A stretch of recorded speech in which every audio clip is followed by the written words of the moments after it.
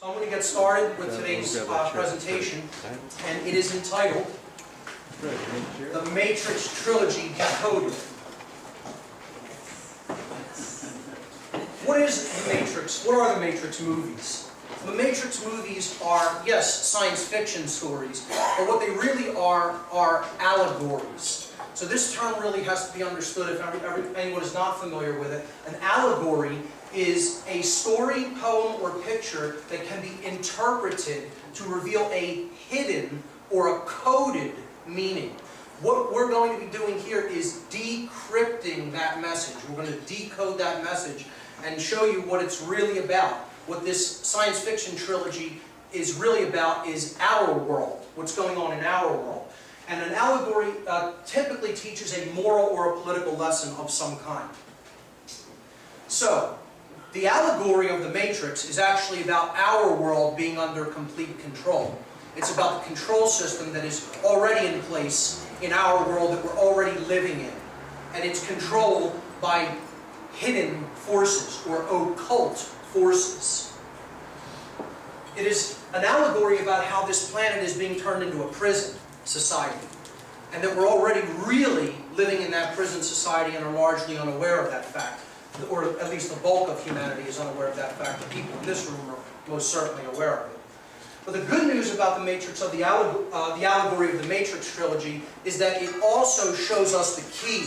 It shows us how we can get out of that prison society that has been built up all around us. So, each movie answers a different question.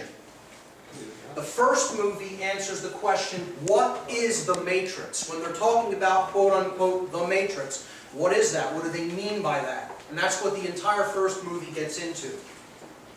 The second movie answers the question, why are we in the Matrix? What are the causal factors that led to this condition? And I would suggest that this is why the second movie is wildly unpopular in comparison to the first movie.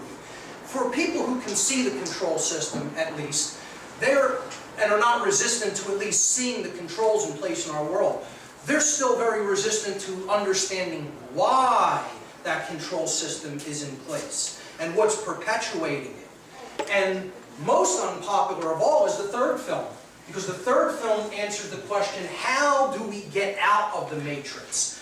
And that's the information that people are actually the most resistant to hearing, because that involves deep internal change in a person's thoughts, emotions, and actions. And that's the thing that they're the most resistant to. So that's why I would suggest the second and third movie did not nearly gain the traction of the first one. So let's start in and take a look at the first movie, which answers the question, what is the Matrix? The film begins in a hotel called the Heart of the City. So it's starting at the heart. This is very highly symbolic, as we will see, because one of the things people miss in this movie is that it begins and ends in the same place, in the heart. Okay? It actually comes around full circle, and Neo actually ends up in this building at the end of the film. Okay? So every movie, every one of the movies also begins with Trinity, the main female lead, played by Carrie-Anne Moss, in distress, in severe distress of some kind. Each movie starts with her under attack or in distress, okay? Because she represents the feminine force that is in distress in our world, okay? She's under attack by agents at the beginning of the first film. Agents of the state are what these agents in the Matrix represent. They represent people who are doing the bidding of the control system. Okay, the main hero of the film, played by Keanu Reeves, is Thomas Anderson, who is a software engineer. Okay, now, the Matrix is all an allegory dealing with software jargon, computer jargon. Okay, software, hardware, internet, things like that. So, another thing a lot of people miss is that at the beginning of every film, the first time you ever see the main character, he is asleep. Every film. Okay? And this is suggestive This is suggestive that we are asleep because Thomas Anderson represents the everyman. He is us. Okay? He represents our position as the average human being trapped in the matrix and asleep. Okay? Not having awoken yet. And he receives an encrypted message on his computer that says, "Wake up, Neo." See, that's his hacker name, Neo. We'll get into what that represents, the name. The matrix has you. It owns you. Okay? And follow the white rabbit is the advice he's given.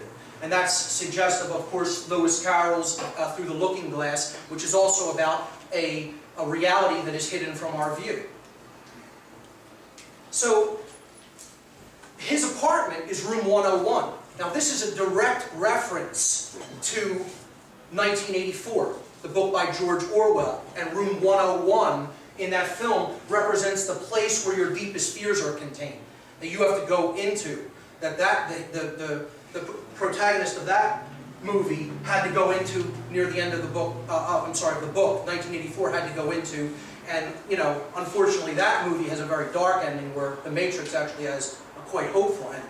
But room 101 represents fear, and you see the one-eye symbolism as well here, with the character peeking out fearfully through the door. This is a scene where a bunch of other hacker types come to his house to take some code, to take some stolen information from Neo, who he has paid a couple $1,000s for at the beginning of the film. Now, the money stash that he uses is a book. It's a hollowed out book. But this book is actually what inspired the film. Okay? It's a real book. It's by Jean Baudrillard. Okay? And it's called Simulacra and Simulation. And it is a book about how we are lost in the map and we are not even seeing the territory for what it is. It's a book about how our perceptions are completely misguided and we are misled into a dream world. And we're believing that the symbols and the map are the real world, and we're not even really paying attention to the real world. We're not paying attention to nature at all. Okay?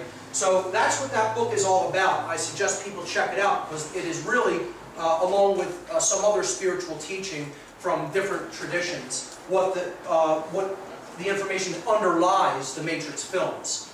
Now, the people who show up to give him the money, one of their girlfriends has this white rabbit on her shoulder. So you see synchronicity, the idea of synchronicity being injected into the film.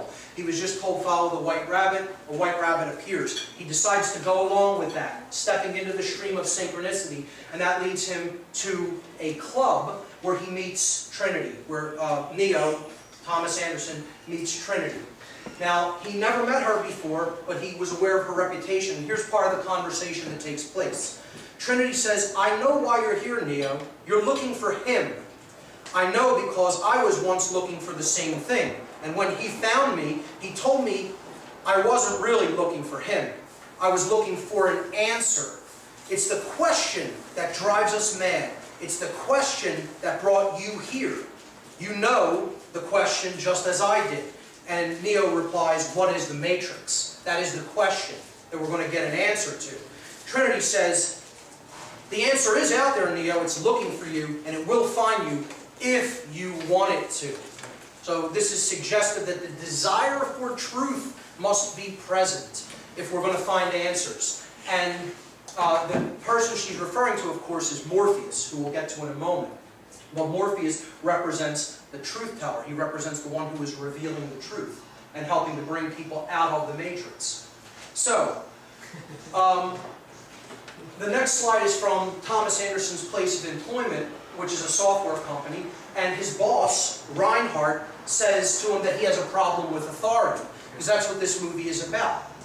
Authority being projected onto us and us believing in it, us accepting the notion that there's such a thing as authority in human form. And he says, I'll read part of the dialogue. He says, you have a problem with authority, Mr. Anderson. You believe that you are special, that somehow the rules don't apply to you. Obviously, you're mistaken. This company is one of the top software companies in the world because every single employee understands that they are part of a whole. So he's emphasizing the concept of collectivism, of giving yourself over to the collective instead of expressing your uniqueness and individuality. And he concludes by saying, thus, if an employee has a problem, the company has a problem. So, agents of the state show up to question Neo, and he doesn't know why they're there. So he's on the phone with Morpheus, and Morpheus says to him, I have been looking for you. I don't know if you're ready to see what I want to show you, suggesting that most people aren't ready. They're resistant. They don't want to see the truth. Okay? He says, but unfortunately, you and I have run out of time. And that's where we're at. We're at the time where it's no longer time to sugarcoat this information. We have to get it out there whether people are ready to hear it or not. So they come for, these agents of the state come for Neo, doesn't know why they want him, and they bring him to a holding center to interrogate him. So they're trying to inject him with fear and, bully him and, basically make him afraid. And one of the strangest scenes in the movie, one of the agents is able to actually make his lips melt together and silence him. And this suggests that what the agents of the state really want is to silence us. They don't want us speaking out. They want us afraid and they want us quiet. Afraid and quiet. And that would be playing into their hands. We have to speak up now more than ever. Also, they bug him. They hold him down and they put an electronic bug in his navel. Okay? And what this is suggested of is they're trying to keep you in fear that they're always listening to you. Oh, I can't post this on Facebook, it's under surveillance. I can't talk about this on the internet, they'll listen to what I'm saying. Well, shed all of that fear. Come out, speak the truth. If you're standing in the truth, nothing's ultimately going to stand in your way. I want the agents of the state to hear what I have to say, because maybe they'll learn something. Alright? So that fear needs to be shed. So he finally meets Morpheus. Again, Morpheus in Greek mythology represents the god of dreams. He is revealing the dream. That's what Morpheus actually means. Okay? And this is a famous meeting between Morpheus, Trinity, and Neo.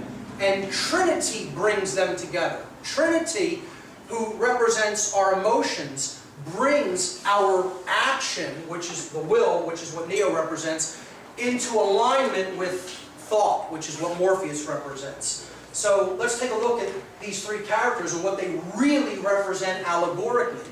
They are different aspects of our consciousness, of the expression of our consciousness. And Neo represents, well, I'll start with Morpheus. Our consciousness, the expression of our consciousness, is composed of three modalities or dynamics: our thoughts, our emotions, and our actions. These are the three ways we express our consciousness. Morpheus represents the mind. He is the thoughts aspect of consciousness. So he is the mind. He is our intelligence. When we use the mind, we're gaining knowledge. We're making a connection with truth. That's what Morpheus represents. That which is going to show us the truth. Okay? Trinity is the spirit. She is the sacred feminine, the heart, our compassion, love energy. That's what she represents. And again, she acts as the bridge between the two. The heart is the bridge between our mind and our will. The heart is the center. Our actions is represented by Neo. He is the will. He represents courage. He represents the exercise of conscience, doing that which we know to be right. And he represents our desire for freedom, for true freedom. Okay? So he is the will. When they meet finally, when the thoughts reach out to the actions, to the will, and they finally meet in the Lafayette Hotel, Morpheus presents Neo with a choice, and here's how the dialogue goes. Morpheus says, "You're here because you know something. What you know you can't explain, but you feel it. You felt it your entire life. That there is something wrong with the world. You don't know what it is, but it is there, like a splinter in your mind, driving you mad. It is this feeling that has brought you to me. Do you know what I'm talking about?" And Neo replies, "The Matrix." Morpheus says, Do you want to know what it is? You want to know what the matrix is. The matrix is everywhere. It's all around us, even now in this very room. You can see it when you look out your window, when you go to church. When you turn on your television. You can feel it when you go to work, when you go to church, when you pay your taxes. It is the world that has been pulled over your eyes to blind you from the truth. And Neo asks, what truth? And Morpheus replies, that you are a slave, Neo. Yes. Like everyone else, you were born into bondage. Born into a prison that you can't taste or smell or taste or touch. A prison for your mind. Unfortunately, no one can be told what the matrix is. You have to see it for yourself. So this is the idea that we have to have our mind open enough to see the system of control that is all around us. No one can really explain it to us. We have to be open-minded enough to see it for ourselves. He says, this is your last chance. After this, there is no turning back. You take the blue pill and the story ends here. You wake up in your bed and believe whatever you want to believe. If you take the red pill, you stay in Wonderland, and I show you how deep the rabbit hole goes. Another reference to Through the Looking Glass. And this is suggestive that the truth, to understand the truth, is a choice that only we can make. And the frequencies represented by the two colored pills are something that is a part of the code of this allegory. See, blue frequencies are about passing. It's about passive energy, okay? And that means if you don't want the truth, you would be shifting toward the blue frequency field. Red is about pushing forward and engaging the will and going wherever the truth leads, okay? It's the masculine aspect, which is what we have to engage when it comes to the acceptance of the truth. We have to employ will to understand what is really going on in our world. So that's why he has to take the red pill and not take the blue pill. He has to accept the truth and move forward with it, to go where it leads as opposed to pass on. That's what that represents. Okay, so of course the main character, our hero, Neo, takes the red pill. Before he takes the red pill, Morpheus finally says, remember, all I'm offering is the truth, suggesting that it is not going to be a pleasant experience, because understanding the truth isn't a pleasant experience. Okay? Now the movie starts moving very fast from the point where he takes the red pill. And after he takes it, the regular world around him dissolves, it goes away. Okay? And he wakes up in a horror-filled world. And that's what learning the truth is like. All of your illusions that you previously believed are falling away, and now you're waking up to the horror of our reality. Okay? He wakes up in a pod of like gelatinous goo, connected with all kinds of tubes and machines all in his flesh. And this is about that the system has its hooks in us. It has its hooks in every part of us. And we need to shed those hooks. We need to purge ourselves of them. Okay? And when he looks around, for as far as the eye can see in every direction, there's human beings in these pods. Still completely unconscious and in this total machine system that's feeding off of their energy. Okay? When he looks down, it's as far as the eye can see, like a gigantic tower. You can't even see the bottom. You can't even see the top. It seemingly extends forever. And this is the horror of our situation, that we live in a world of people who are still connected to no aspect of reality whatsoever. They still completely engage in, accept and believe the illusion that is projected at them by the mainstream media, the government, religion, etc. People are not in connection with truth, they're in connection with fantasy land. And they are all around us for as far as the eye can see. That is our actual situation. So the characters who are on Morpheus' ship finally rescue Neo. He gets ejected out a waste shaft, and he's picked up and he is brought on board the hovercraft of Morpheus and the other characters. The hovercraft is called the Nebuchadnezzar, and they bring him on board this hovercraft, and he's a wreck. They have to rebuild his muscles because he's never actually really moved his own muscles. He's lived in this pod. He's been grown like a plant instead of lived his life like a human being. in a pod his whole life, so his muscles have atrophied. This represents the weakness that we're in when we first start waking up, when we first start coming out of illusion. Okay? That we have to build ourselves back up, because it's like, you know, throwing someone a weight whose muscles have atrophied. They're not going to be able to catch it. They're not going to be strong. You know, when they're first, you know, starting to use their muscles, you know, they're just, you know, getting their legs under them. So it has to be taken slow in a stepwise progression to give people information when they're first coming out of the matrix. So he asked the question at one point when they're doing this work on his body, why do my eyes hurt? And Morpheus answers, because you've never used them before. So he's telling him, you've never seen the world for what it really is. You've never really opened your eyes. You've never really used your own eyes. You know, you've been buying into the illusions all around you, and you've never seen the world as it really is for yourself. Okay? So that's what that part represents. So Morpheus explains to him that they're on a hovercraft, and they have computer technology there that allows them to jack into the matrix and broadcast a pirate signal, which allows them to project their consciousness into the machine's programming. We'll understand what that is as we get into the story of what happened on the Earth in the movie. Okay? But basically, these are the machines that they jack into the matrix through. And here you see them, he's putting Neo into one of these machines, and he's going to show him one of their programs that they call the Construct, which is their loading and training program. Okay? So this is the construct that he takes him into, and they can project any kind of scenario that they want for training or learning purposes. And it's, you know, it makes the mind experience this as if it were real, but they're actually in a computer-generated reality.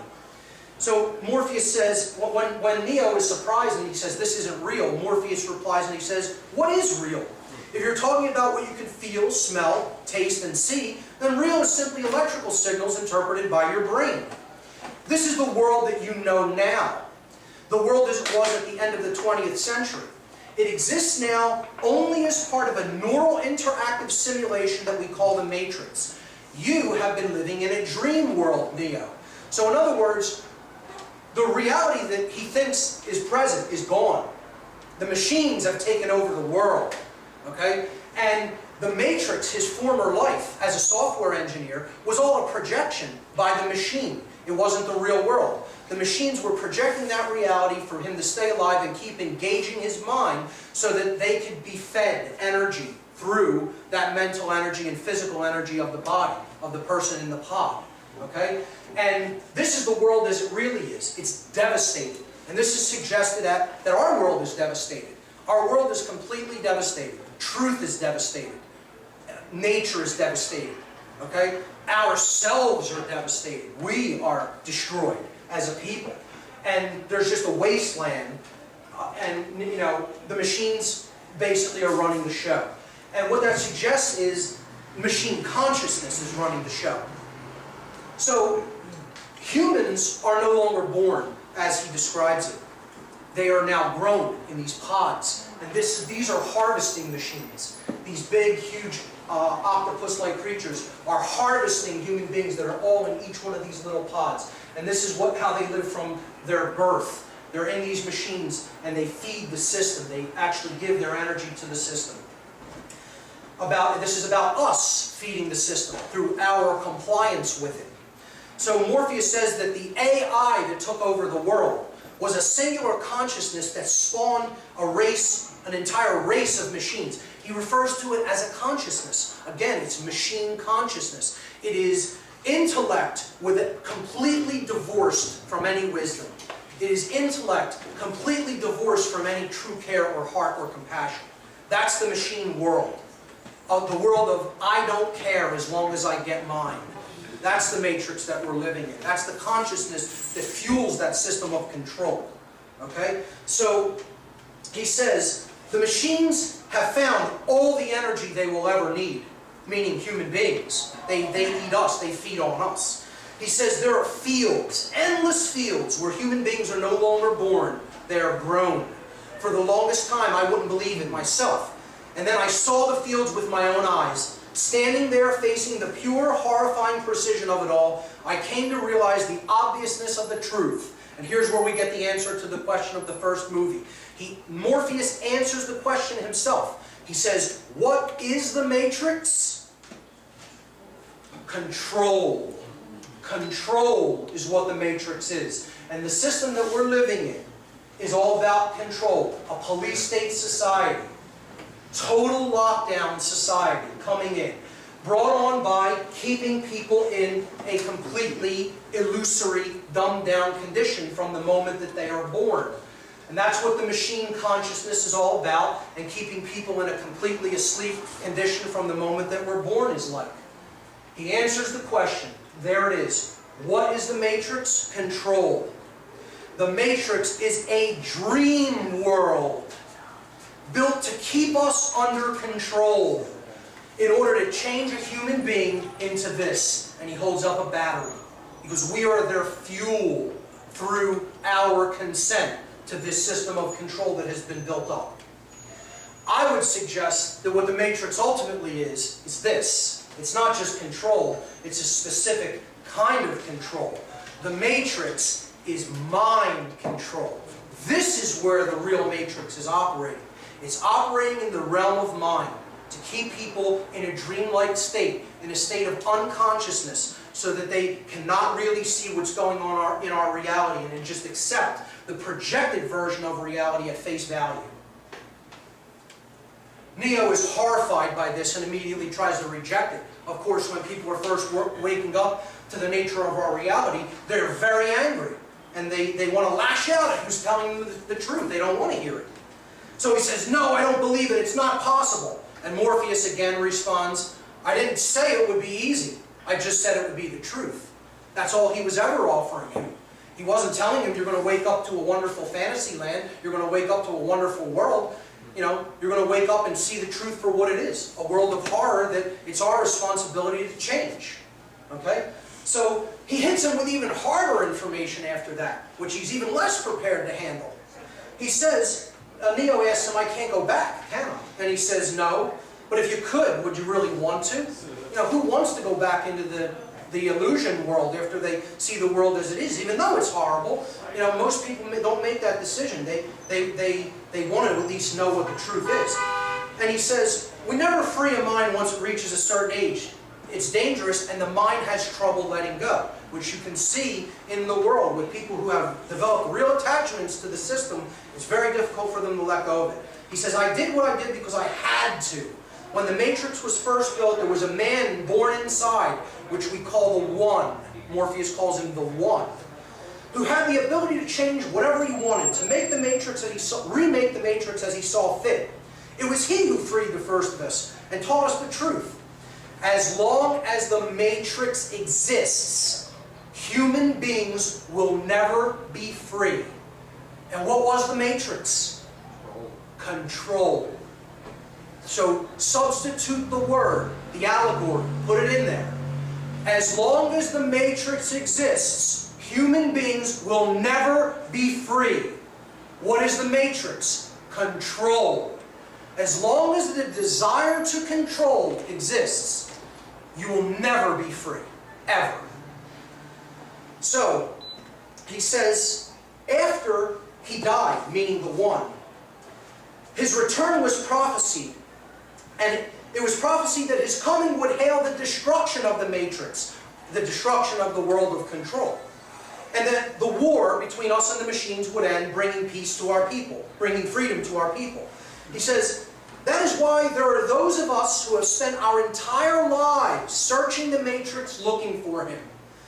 I did what I did because I believe that search is over, referring to Neo. So he just drops onto Neo that he believes that this guy is the savior of humanity, that he's the savior of the world. He just woke up, he's newly woken up to the reality that's all around him, and he's still horrified by it. And now this guy just hit him with the fact that he's the savior, or so Morpheus believes.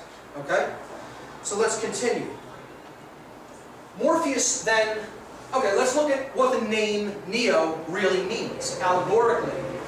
Neo represents our neocortex, the higher part of the brain, and the newest part of the brain in evolutionary terms.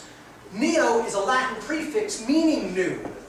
Okay? It's also an anagram for the word one. You just rearrange the letters of Neo and you get one.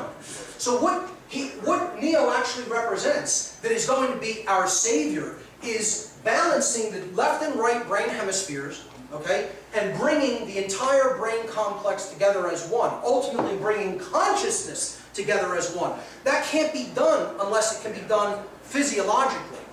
Then we can do it with higher consciousness. But if the brain is in a state of imbalance toward the left hemisphere or the right hemisphere, we're not in higher consciousness. We're in left brain consciousness is pure machine consciousness, and right brain consciousness is pure slave consciousness. Okay? That's just accepting whatever happens to you without doing anything. Total passivity, and this is total, male action drive that has no compassion in it. Only when we bridge these two in conjunction with the heart do we really wake up to our higher selves. Okay, so what Neo represents is this occult or this esoteric concept of the new man, the being that we need to give birth to by working upon ourselves and our consciousness. All right, and bringing our thoughts, our emotions, and our actions into alignment once we have balanced these hemispheres of the brain. It is the enlightened or illuminated man. It's a new being, a new species, so to speak. It's the next stage of human evolutionary development, which happens in consciousness, not physically. It happens here and here. That's where that evolution takes place. So that's what ultimately Neo represents. And again, that is the Savior. That is our Savior. That's what we need to do. That's where we need to go if we're going to really create any lasting positive change in our reality. This is the famous fight scene. Morpheus takes Neo into their training construct and begins to train him, okay, to try to free his mind. All right? And again, this scene is where I got the phrase "free your mind" from. The conference is named directly after this movie from this scene in The Matrix. Okay? So he says, he's fighting, Neo is fighting Morpheus, and he cannot beat him. He's given all the programs for jiu-jitsu and other forms of kung fu, and he knows all the forms and the techniques, but he still can't beat Morpheus, who is older and seemingly weaker body-wise. He's in better shape as a physical specimen. Neo is, but he can't beat him. And he's like, why do you think you can't beat me? And he says, do you believe that me being any stronger or faster here has anything to do with my muscles in this place, meaning the construct? So he's trying to explain to him this is all about being strong here in the mind. That's where, when we start to take action in this realm, that our strength has to reside. And he says, I am trying to free your mind, Neo, but I can only show you the door. You are the one that has to walk through it. So, you could lead a horse to water, but you can't make him drink. You could show someone the truth, but you can't make them accept it. That's what he's saying. He's saying you have to let it all go. Fear has to be let go. Doubt has to be let go. Disbelief. Free your mind. He says, you're the one who has to walk through the door, suggesting that ultimately only the person themselves creates transformation. Transformation is created within, and it's done according to our accepting the truth and then putting it into practice in our lives. So you're the one who has to do it. He shows them another training program, which they call the JUMP program. And this is about having faith in yourself. All right? He starts them on this building, and he's telling him you need to jump to that other building across an entire city street.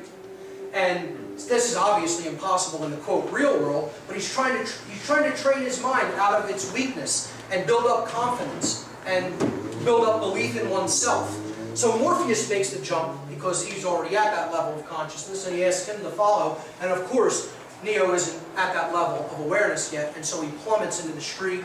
And the street doesn't kill him. It acts like a trampoline, but he kind of is a little bit injured. He spits up a little bit of blood, and and he says in this, if you're, after coming out of that program, spitting up some blood, he says, if you're killed in the Matrix, that means that you die here, and Morpheus simply responds, the body cannot live without the mind.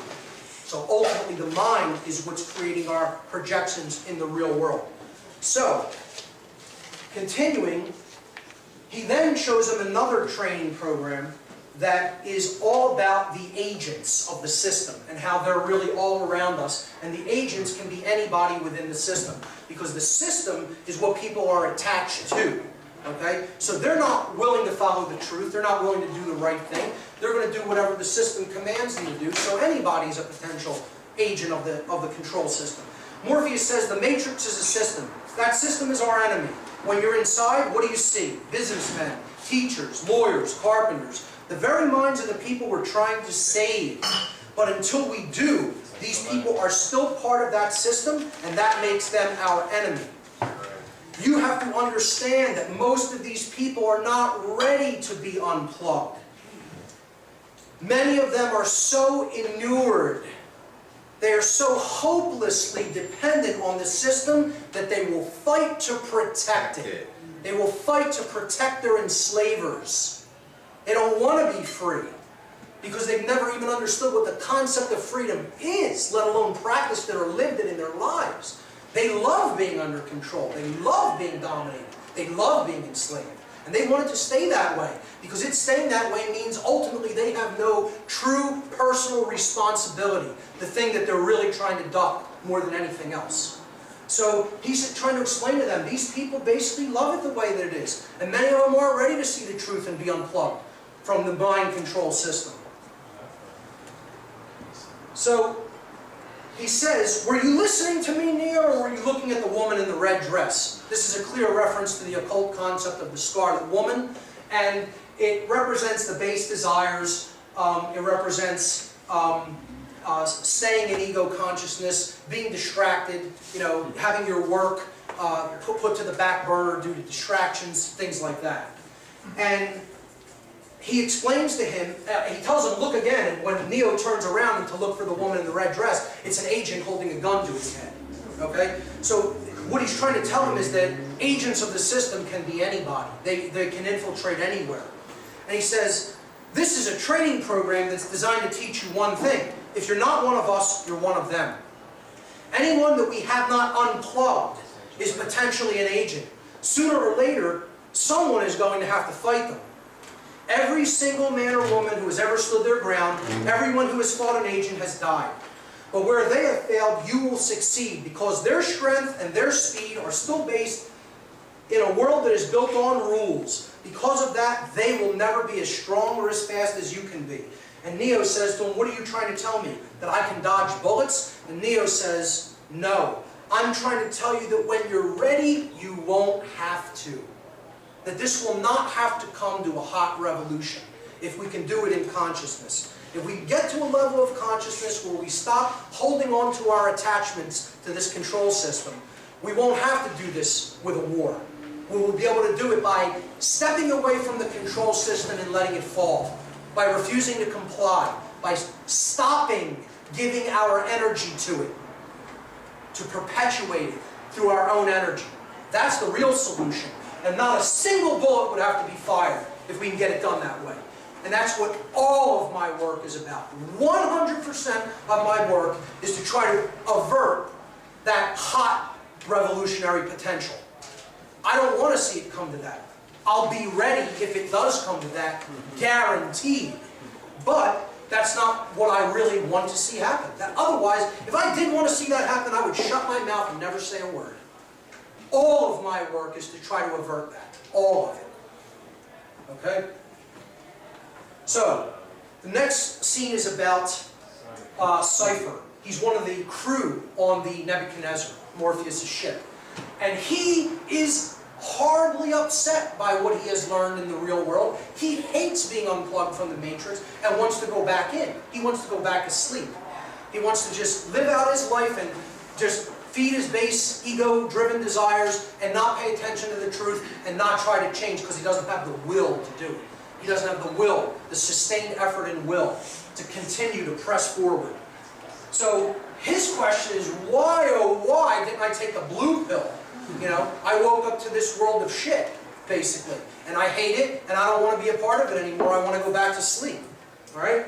So his concept is ignorance is bliss, and he makes a deal with the machines that if he gives up Morpheus, if he betrays Morpheus and gives him up to the machines so they can get the codes that they need to attack the last human city of Zion, which we'll talk about later, that his body will then be actually physically reinserted into the Matrix, will be found in the real world and physically reinserted into the Matrix, and he's doing this for a deal that he'll be made someone important and rich, like an actor. We'll take questions afterward. So he's going to betray the crew, okay? And one of the next scenes is the heroes go into the Matrix because Morpheus is taking Neo to see another character known as the Oracle. We'll get to what she represents. She's basically one who makes prophecy about what's going to happen in the future. And in the waiting room to see the Oracle character, he encounters this little boy who we don't know his name. He's just referred to as the boy with the spoon, or Spoon Boy. Okay? And he's bending these spoons with his mind into knots in the Matrix. Because he's woken up. He knows this isn't real. It's a computer projected reality. And he could just, it's mind over matter. It's the will over the physical world. Okay? Reshaping it as he sees fit. And he's trying to teach Neo to do it. And Neo's having a problem with it. And he says, do not, the Spoon Boy says to Neo, do not try to bend the spoon. That's impossible. Instead, only try to realize the truth. And Neo says, what truth? And the Spoon Boy replies, that there is no spoon. Meaning, you know that this is in the Matrix. It's in the world of illusion. Exercise your will over it and change it. Okay? And he says, there is no spoon. He says, only then will you see that it is not the spoon that bends. It is only yourself that bends. Okay? So he's saying, you have to change in here. And in here, if you want to see change reflected in the external reality. It has to happen from within first. Neo finally meets the Oracle character, represented by this black woman, and she is about prophecy, she is about the intuition, and she is about knowing the self. That's what this character represents. She's the deep innermost recesses of the subconscious mind. Okay? And she tells Neo that he should look at the sign behind the door. Behind her door when you walk into the temple of the Oracle. This is a clear reference to the Delphic Oracle in Greece, which was the center of the Hermetic mystery traditions in the ancient world. And this is the main saying, here you see it in Latin, temet nosce. In Greek, I don't know what the inscription was off the top of my head, but basically what that means is know thyself. And in the Hermetic tradition, they said, know thyself, and only through knowing thyself will you know the universe and the gods. Okay? So, this is the ultimate command of all mystery tradition teachings. If you don't know the self, you're doomed. If you know the self, then you can create wondrous change in the world. And that's the problem. We don't know ourselves. We've forgotten who we are. And we don't understand how consciousness works to create the reality that we're witnessing and that we're experiencing. And therefore, that's why we continue to create in ignorance. If only when we know the self will we create consciously. So she says, do you know what that means? It's Latin. It means know thyself. Being the one is just like being in love. No one can tell you you're in love. You just know it through and through. She says, sorry, kid. You have the gift, but it looks like you're waiting for something. Maybe in the next life, who knows? So he hasn't built up the confidence. He doesn't know himself enough to know he is the one. He hasn't come to that awakening level yet, that level of consciousness to know he's the one who has to go out and make change. Okay? So she tells him, well, it seems like you're waiting for something. You know, you don't know that you're the one? Well, then I guess you're not. If that's what you believe, then it's true. So he leaves kind of despondent, And back on the ship, Cypher betrays some of the other characters and kills one of them. Alright? And he takes over the ship, and he finally betrays Morpheus, and Morpheus falls into the hands of agents within the Matrix before they can actually get out. So here you see Morpheus being tortured and questioned by some of the agents. And Agent Smith says to Morpheus, in reference to the Matrix itself, the system of control, have you ever stared at it and marveled at its beauty, its genius? Billions and billions of people just living out their lives, completely oblivious. Talking about the control system we're living in. He says, did you know that the first Matrix was designed to be a perfect human world? Where none suffered, where everyone would be happy. It was a complete disaster. No one would accept the program. And that's because as a species, human beings define their reality through misery and suffering. This is Smith's dark, poisoned worldview of humanity, of how he sees humanity. And this is part of our poisoned worldview. Why we're still stuck in the Matrix is this is a lot of people's poisoned worldview. He says the perfect world was actually a dream that your primitive cerebrum kept trying to wake up from. You couldn't just accept that things were okay and that, nature was just, ruling the day and you were going along in harmony with it. You weren't trying to fight against it. You weren't trying to fight against the laws of creation. You weren't trying to fight against, your true nature. You were just going along with it. That would have been a perfect world, but you couldn't do that. Your mind kept trying to wake up from it. It wanted something else. It wanted something more. Until it finally would only accept this prison reality, that desire to control. He says that's why the Matrix was redesigned to this, meaning, the modern world, the system of control. So he says, when I tried to classify your species, I realized that you're not actually mammals. Every mammal on this planet instinctively develops a natural equilibrium with the surrounding environment, but humans do not. You move to an area, multiply and multiply, until every natural resource is consumed. The only way you survive is to spread to another area. There is another organism on this planet that follows this same pattern. Do you know what it is? A virus. Human beings are a disease, a cancer of this planet. You are a plague, and we are the cure, meaning the machines, because he's one of the programs in the machine world. So that's his worldview, and that is the dominator's worldview. That is really what they think. That's how they think. And unfortunately, they have infected our minds with that worldview, and many of us think that same way. We're not a virus. If we continue to think that we are, we're falling right into their game, into their hands, and believing in their worldview, which is ultimately going to lead us right into their continued control. So he's trying to break Morpheus' spirit. He's trying to break his mind. So Neo and Trinity go back into the Matrix to lead a rescue attempt of Morpheus. Okay? And this is basically, you're trying to rescue the truth and keep the truth alive. That's what these characters are doing. That's what this represents. Morpheus is the truth. They're trying to rescue, to save the truth from being exterminated, from being broken. Okay? And there's another theme in the movie of going up. We'll return to this later. Going up to a higher level is the solution. They have to take an elevator shaft and they have to take it via an act of faith, via a cable. They have to cut the elevator away from the cable and ride the cable all the way up to the top floor. This is an act of faith that the truth will lead you where you need to go, up to a higher level of awareness. Finally, they rescue Morpheus with a helicopter and a Gatling gun. And the last effort to save Morpheus is a leap. It's a leap of faith. It's using all of the will and suspending yourself, okay? Completely extending yourself to come into harmony with truth. That's what this scene represents.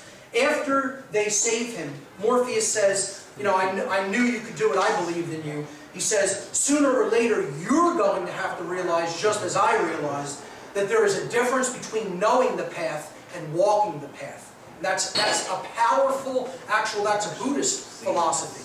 that there's the path and knowing it. And that's intellectually and, in an intelligence perspective, understanding what is real and understanding what is right. But then there's a big difference because then you have to engage that in the physical reality by using your will to put that knowledge into action. And that's what real wisdom is. And that's what Morpheus is saying to Neo after that scene. There's a difference between knowing the path and walking the path. After this, Neo finally starts to get some courage and resolve. And he's starting to build up confidence in himself. And he's the first person who will not run. He will face the control system head on and take on the agents of the state in the form of Smith. Trinity is looking at this from outside of the Matrix, horrified, saying, "My God, what is he doing?" And Morpheus' response is, he's beginning to believe. He's beginning to believe. Because he's beginning to believe in himself. That he is an agent for change. And he is representing and fighting for and championing the truth. And he's willing to defend that truth against the control system. Okay? So, he is shot in the same room where the movie begins. People miss this part here. Okay? It's the heart of the city hotel. Watch it again, you'll see it. In room 303, which is where Trinity was under assault at the very beginning of the movie. So we've come full circle. Now, that number is very significant in Masonic terms, because 33 is the level or the degree of illuminated masonry. Okay, the 33rd degree. Because it's the degree of temperature when water begins to melt. It's frozen as a block of ice, meaning we are encased in ice. Our heart is not actually, we are not warm, or we have not thawed our negative emotions. Our care is not really flowing. But when we come up to the 33rd degree, the light of the sun, knowledge, okay, of the true self, has thawed it and has turned it back into water. Okay, so that's what 33 represents there. And I guarantee you that is no accident. He is shot and dies in the Matrix, in the world of illusion. Because the 33rd level in Freemasonry is also about death and rebirth. It is about resurrection to a new form of consciousness, to enlightened awareness, which is why it is called the first level of the illuminated degrees of Masonry. Okay? So that's what this part of it is. He is shot and killed, and he is now dead to the world of illusion. But now, this next scene, he is revived. He is resurrected and brought back to life by Trinity in an act of love. She kisses him and brings him back to life. This is representative that only true care and compassion can finally resurrect right action. That's it. She represents the sacred feminine energy of true care and compassion and love energy. And that's the only thing that can ultimately resurrect right action in the world, which is what Neo represents, our will. When he comes back to life, it is the most significant, it's probably the most important part of the entire film. Because he says one word when he stands up, after coming back from the dead. Okay, he says one word, and that word is no. No is the word that Neo speaks when he comes back to life. And this is suggestive that only when we begin to say no to the control system are we ever really going to really be reborn and really come back to life as a species. The agents of the system fire their guns at him, and he can now stop the bullets just by projecting his consciousness. And this is representative of, again, if we come up to that level of consciousness and say no, no bullets will have to be fired, ultimately. We'll be able to stop that eventuality, that negative future. So, the word no, I call it the most powerful word in the universe in my work. The concept of apophasis, A-P-O-P-H-A-S-I-S. Apophasis means to say no. It means to not speak, or to not acknowledge, or give energy into the system. It is withdrawal. Withdrawal from what is wrong. And in withdrawing from what is wrong, we're ultimately doing what is right. So that's the most powerful energy, the lost word it is called. And that's what we need to step into, that form of consciousness. When he wakes up, he can see the code of the matrix. He can see it for what it really is. He has new sight. He has new eyes. He is now really realizing the truth. And he can seemingly fight the control system now with a hand behind his back. It's becoming easier for him because he now can see the truth. So the illusion, as it's projected at him now, he can strike it down at will. He actually lunges himself forward and projects himself like a missile at the center of Smith's being, the agent. And he goes into his body, and he blows him apart from the inside in a hail and a shower of light and green energy, which again represents care and love. And this is suggestive of, we need to get into the heart of the people who are actually still giving themselves over to this control system, the agents. We have to reach them ultimately, to change them, help to change them from the inside through care. And then we won't have to, like I said, have a hot revolution. A single bullet wouldn't have to be fired if enough people get to that level of consciousness and are willing to do that work. Therein lies the problem, that there doesn't seem to be enough people at that level of consciousness and who are also willing to engage that work. I keep telling people on my show, we are not going to change this reality unless we can reach the people who are still willing to give over their mind and body to this system of control. You have to change their mind. Actually has to be changed. And people need to be willing to do that work of influence and that work of reaching out to those people. Otherwise, forget it. It isn't going to happen. We're going to see a very dark and painful future if more of us don't wake up to that level and become willing to do that work. So, the movie ends with the phrase system failure, the control system coming down, the hope of it coming down anyway. And Neo says, I know that you're afraid. He's talking to the agents inside the Matrix now. I know you're afraid. You're afraid of us. You're afraid of change. I'm going to show all of these people what you don't want them to see. I'm going to show them a world without you. A world without control. Without boundaries. A world where anything is possible. And synchronistically, when he's saying the words, where anything is possible, right after that, when this fades out, it zooms in to the M and the F, male and female, I would suggest. Okay? The masculine and feminine consciousness that is within us being bridged and brought together, and it opens as a doorway into another world. And that is how the first movie ends. Very powerful symbolism. Okay? Let's take a look at the second movie. So, the second movie is about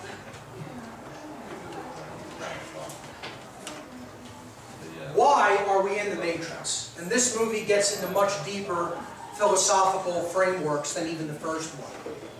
I would suggest this is also why it's very unpopular. People are resistant, even if they're awake to the control system, to understanding why we're in the current human condition. So, let's jump in.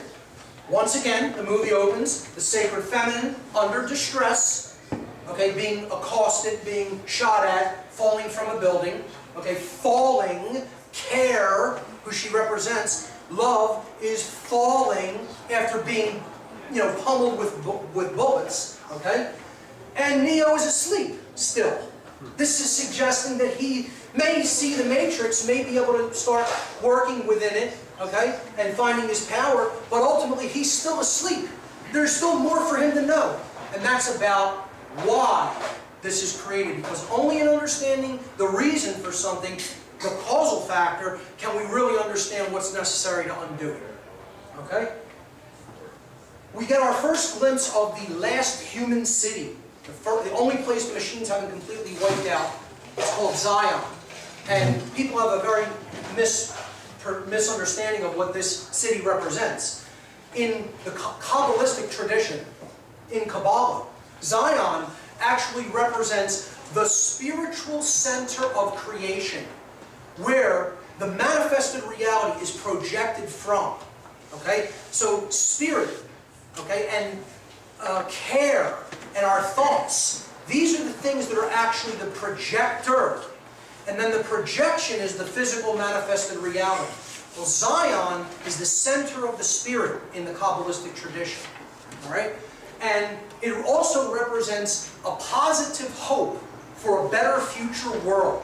That's what Zion represents in esoteric traditions. So that's what this represents. More overtly, all it represents is the underground.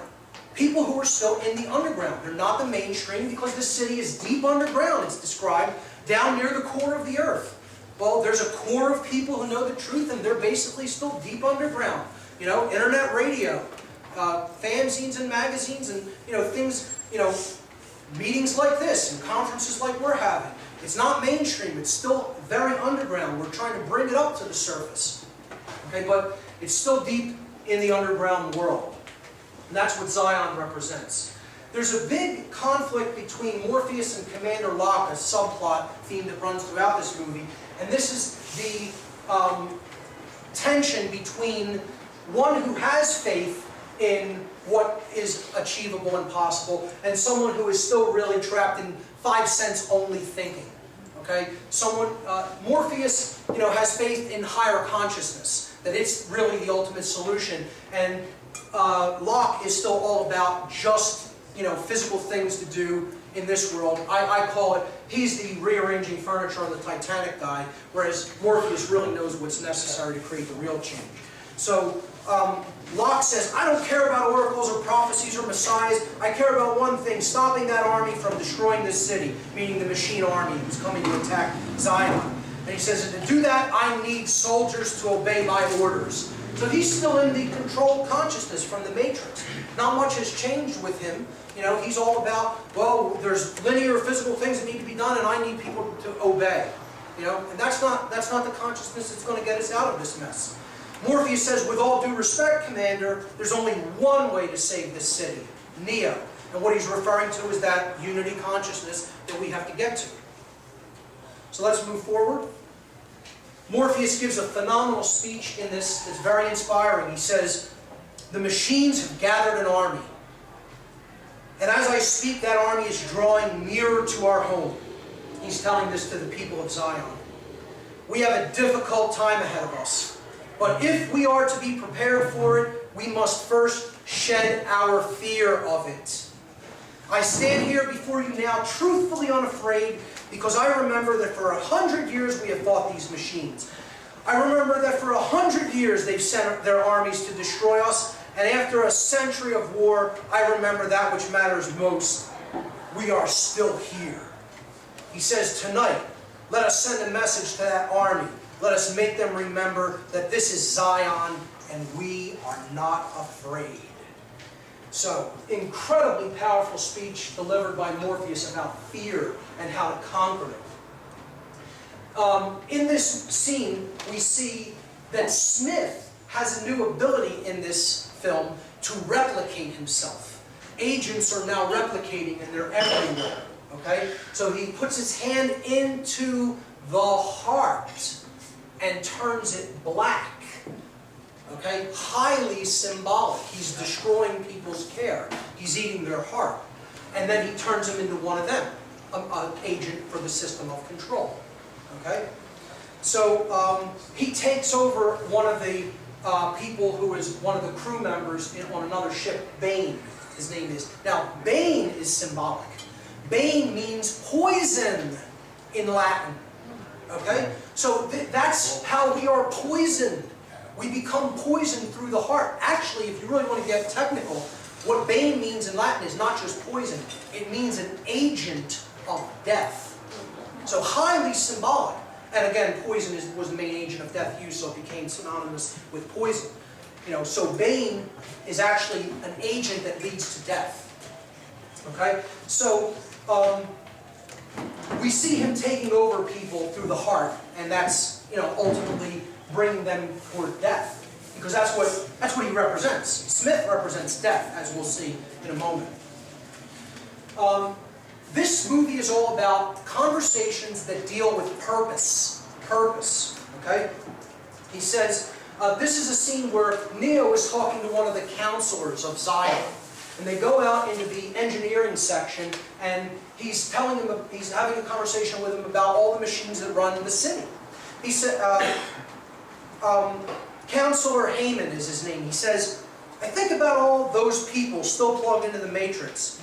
And when I look at these machines, I can't help thinking that in a way we're plugged into them. He's talking about technology in general.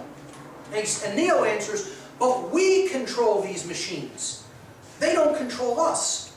And the counselor replies, it does make one wonder just what is control. Neo replies, if we wanted, we could shut these machines down. And the counselor says, that's it. That's control, isn't it? If we wanted, we could smash them to bits. Although if we did, we'd have to consider what would happen to our lights, our heat, our air. There's so much in this world I don't understand. See that machine? It has something to do with recycling our water supply. I have absolutely no idea how it works, but I do understand the reason for it to work. So here purpose is brought up. There's a reason for things. Now, I would suggest this is also about technology and how it's a dual-edged sword. It can be used to help mankind, and it can be used as an agency for control. It's about how will we use it. Will we use it truly for our benefit and our uplift, or are we going to use it to bring in greater and greater modes of control? And that's the conversation that's taking place here.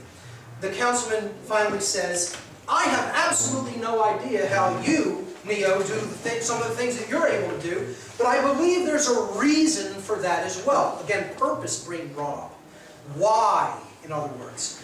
I only hope we will understand that reason before it's too late. So what he's suggesting here is we have to really understand what is driving your level of will so that we can help other people to achieve that level of consciousness and put their knowledge into action, to get over their fear and actually do the work that is required. If we can understand what helps bring somebody into that full potentiality of their power, then maybe we'll have a shot. So, very powerful scene actually. Okay, Seraph, this character here, is the protector of the oracle.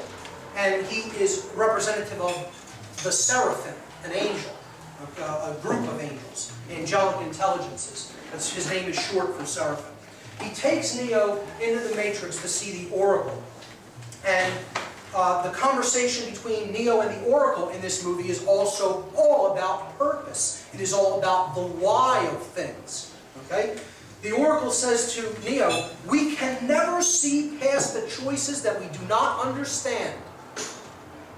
You didn't come here to make the choice. You've already made it. You're here to try to understand why you made it. In other words, she's telling him, you have to get to the why of your decisions. You have to understand the primary motivating factors of behavior. If you can't do that, you're done. He says, what if I can't do that? What happens if I fail? And she says, then Zion will fall, meaning humanity will be doomed. We can't understand what drives our behavior, our primary drives and motivations, the causal factors that lead us to make the choices that we do. We're doomed as a species. Very, very powerful, a crux of the philosophy in this movie. Okay? So, the oracle then says to Neo, the second part of this conversation is about what he has to do. And she says, the machine mainframe is where you must go, where the path of the one ends. You can save Zion if you reach the source, but to do that you will need the key maker. We're going to talk about what he represents in a moment. He disappeared some time ago, and he's being held prisoner by a very dangerous program, one of the oldest programs. He is called the Merovingian, who we're going to really get into and talking about. The Merovingian will not let the keymaker go willingly. What does he want, Neo asks, and the oracle says, what do all men with power want? More power. Okay? Let's move on. Neo finally encounters Smith in this movie after the Matrix leaves, and they have the big fight scene, the CGI fight scene, where he's fighting thousands of Smith agents. Smith has now become a virus, an agency of death that is replicating himself throughout our world. That's what this represents. And Neo is the one who has to try to stop it. Again, higher consciousness stopping the spreading of the destruction of the heart energy, the destruction of care. Alright, so after that fight scene, they go back into the Matrix to try to get the Keymaker out from the control of the Merovingian. So the three characters, Morpheus, Neo, and Trinity, go into the stronghold of the Merovingian. Now the Merovingian, the name is suggestive. It's about the Merovingian bloodline, one of the high connected bloodlines to the highest levels of the control system. This is an occult family that dates back into the ancient world, and there's a lot that we could go into on that, but you could research the Merovingian bloodline for yourself. Basically, who this character represents is the super, quote, elite that is controlling this world and reaping the benefits of the control system, okay? And he doesn't want to give up his power, he just wants more and more power.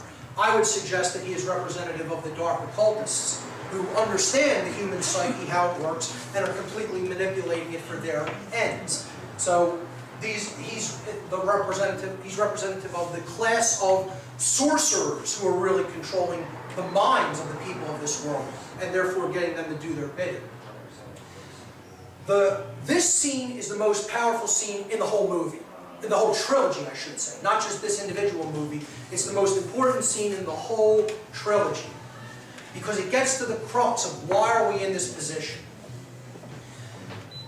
So, it starts with Morpheus saying to the Merovingian, you know why we are here. And the Merovingian says, I'm a trafficker of information. I know everything I can.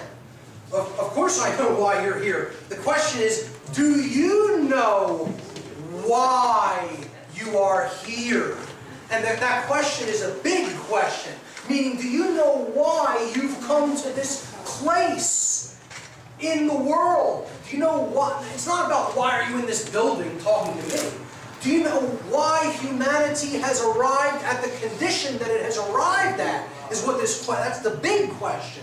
Do you know what those causal factors are about? Because if you don't, good luck undoing it. Good luck making a better world. It's never going to happen unless you know what got you to where you're at first. So he says, the Merovingian says, do you know why you're here? Morpheus replies, we're looking for the Keymaker. The Merovingian replies, oh yes, it's true, the Keymaker, of course. But that's not a reason. This is not a why.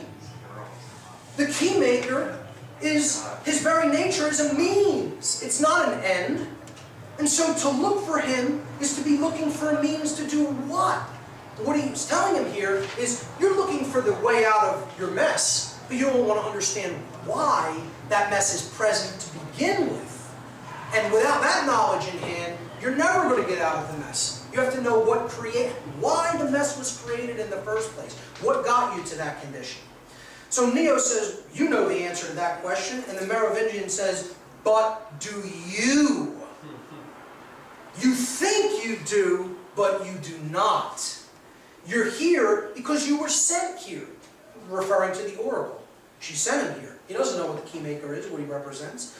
You were told to come here and then you obeyed. And that's the way of all things. Right? He says, you see, there's really only one constant. There's only one universal. There's one universal law, ultimately. There's only one ultimate truth.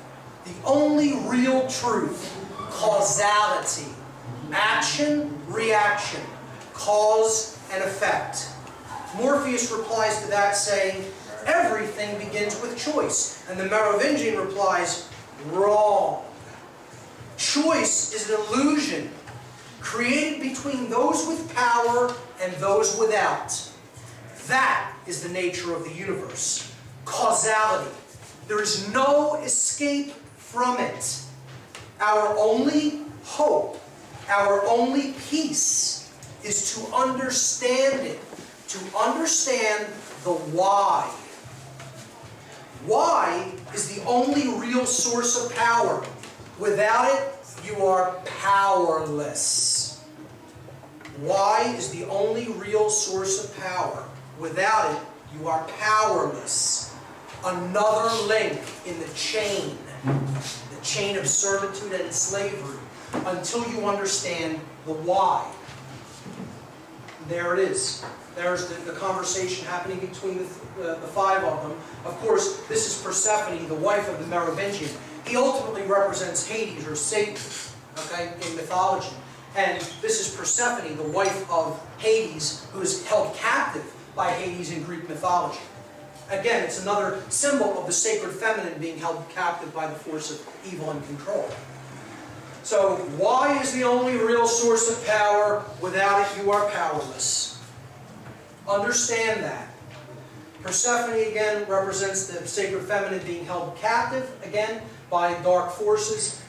She ultimately betrays the Merovingian and helps the heroes get to the Keymaker in the dungeon he's being held in. Okay, so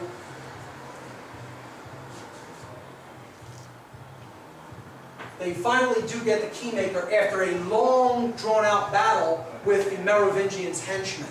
And that these, again, represent all people who have attachment to the control system, who are willing to just follow along a madman and a person who's evil and just totally driven by control for money, or for status, or for, this notion of themselves as, somebody who is fulfilling a role or a purpose.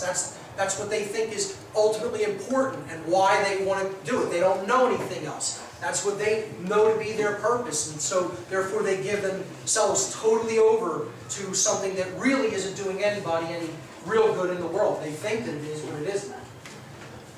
This scene on the highway, where Morpheus has to rescue the Keymaker, ultimately represents the importance of defending truth on the information superhighway, the internet.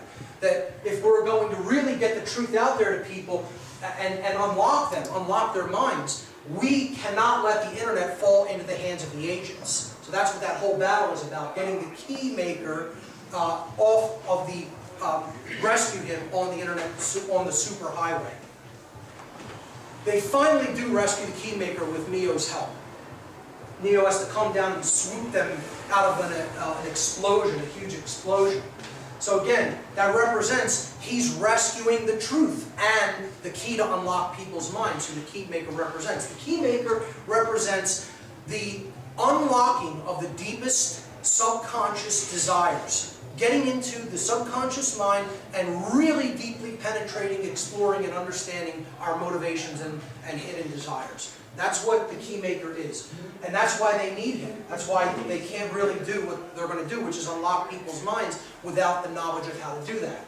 Okay, so he formulates a plan with 3 captains of 3 ships to go into the Matrix, disarm the defense system, and get Neo into a hidden part of the Matrix, a back door, so to speak, so he can get to the source and do what he needs to do.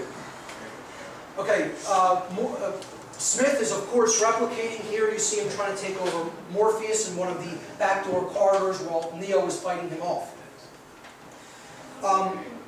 Finally, Trinity decides to help after one of the ship captains fails in their mission to disarm part of the defense system. Trinity decides to go into the Matrix. After promising Neo she would stay out of it, he's trying to protect her at this point because he has seen her death in a vision, in his dreams. And he doesn't want her entering the Matrix to try to change the plan, to try to make the plan work, but she goes in anyway. She decides to sacrifice herself to go in, even though there's tons of agents in there, to bring down part of the control grid so that the Keymaker, Morpheus, and Neo can do what they need to do. Finally, it succeeds, and the Keymaker opens this back door in the Matrix. Again, these are the subconscious, hidden desires that are all locked up and bound up in our mind that have to be unlocked, that have to be penetrated and walked into so we can understand the why of our behavior. Okay? And Neo finally walks through the door, and this is Stargate symbolism. This is, again, going into the state of light symbolism, of enlightenment, of real, true knowledge of self, which is why he walks through a blinding door of white light. All right? He ends up in a room filled with screens, and this is the realm of the architect of the Matrix. And this is where the key conversation happens in this second film. This is the architect of the Matrix, and this is Neo having the conversation with him. Here's how it goes. Neo asks, "Why am I here?" Again, here's the first question. Why? Purpose. What is the purpose? Why am I here? The architect says, your life is the sum of a remainder of an unbalanced equation inherent to the programming of the matrix. The matrix is older than you know. This is the 6th version of it. Okay? So this is news to Neo. He is not aware of this. In other words, he's telling him there have been other incarnations of humanity. There have been other destructions through cataclysms. Okay? This isn't the first time around on this great wheel of karma. You've done this before. That's what the architect of the matrix is telling Neo here. And he says, this is the 6th version. As you're undoubtedly gathering, the anomaly is systemic. It creates fluctuations in even the most simplistic equations. So this anomaly that he's talking about, what is it? Neo immediately recognizes it and he says, choice. The problem is choice, isn't it? And the architect replies, the first matrix I designed was quite naturally perfect. It was a work of art, flawless and sublime, a triumph equaled only by its monumental failure. Again, because the human mind rejected that perfection.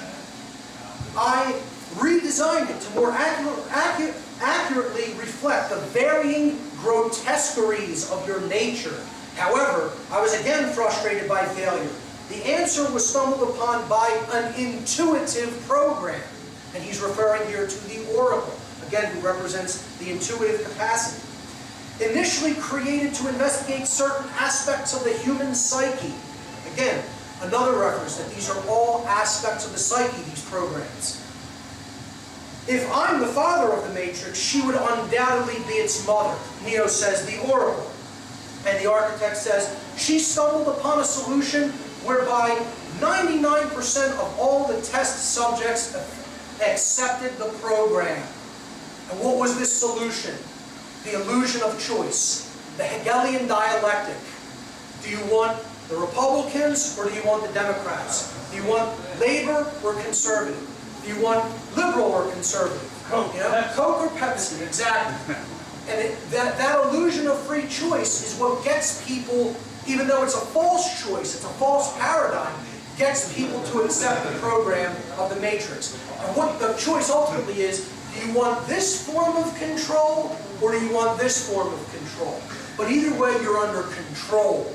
See, it's this hand or this hand, but either one's going to punch you in the teeth. Because it's controlled by the same mind who doesn't give a damn about you. Okay? And that's the false choice that people are presented. Hegelian dialectic is what this is called. The presentation of a false choice to give the person who you're controlling the illusion that they've made the choice for themselves.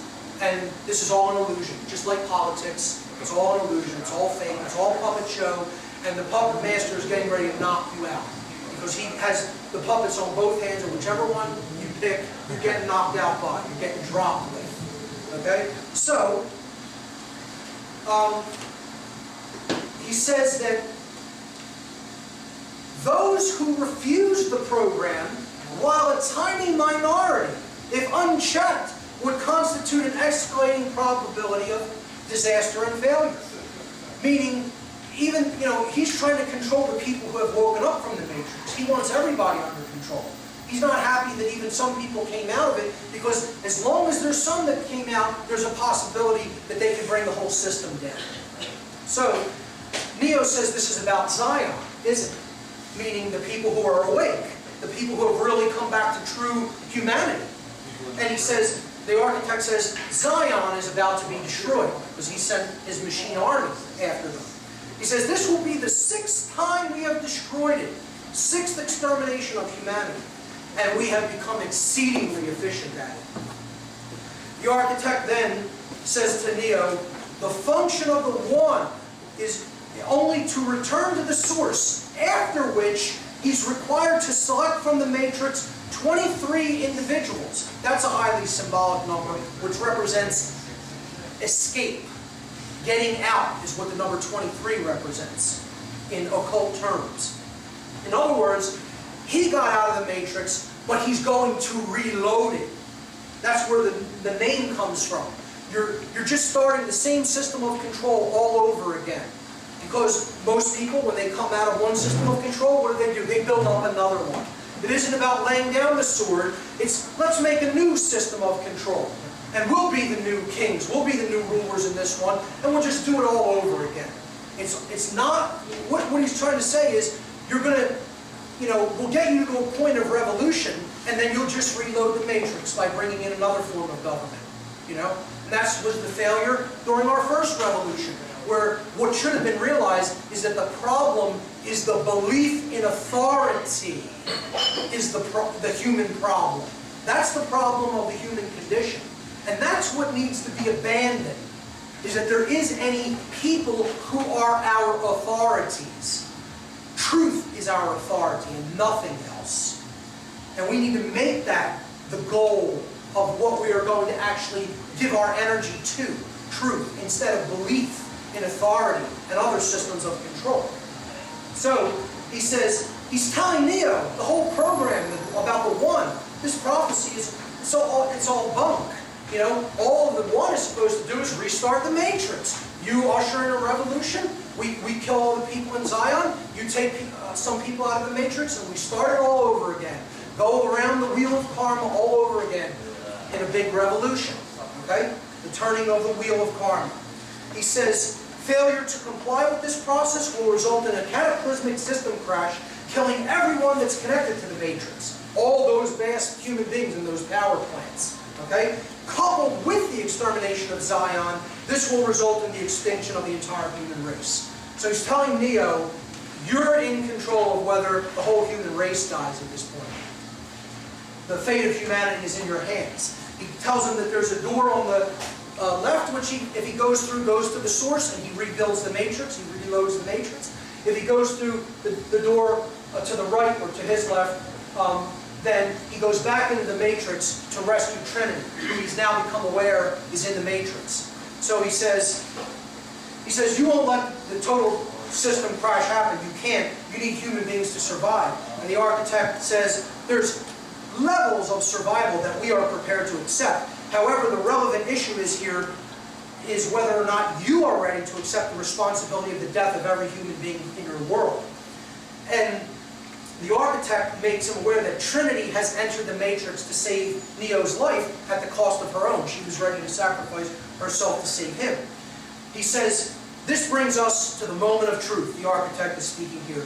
He says there's two doors. One to the right that leads back to the source and the salvation of Zion. The door to your left leads back to the matrix, to Trinity, and to the end of your species. So you have to make that choice. He says, when Neo starts walking determinedly over to the door that leads back to Trinity to save his love, to save care, to save compassion in the heart, the architect says, hope is the quintessential human delusion.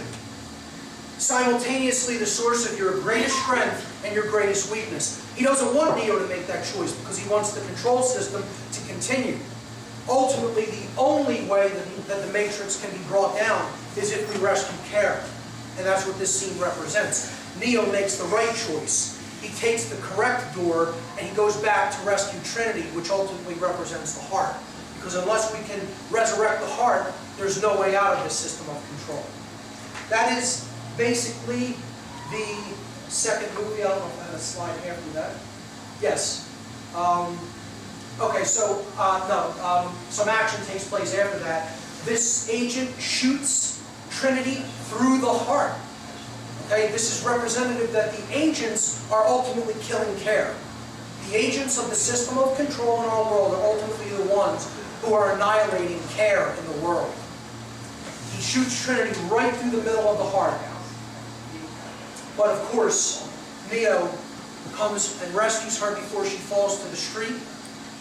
And he inserts his hand into her heart in the matrix and actually pumps her heart to bring her back to life. And this is representative of we have to actually bring care back to life in our world if we're going to stand a chance. We have to resurrect care by bringing the heart, getting the heart beating again. And notice that that's all, it's done in green energy.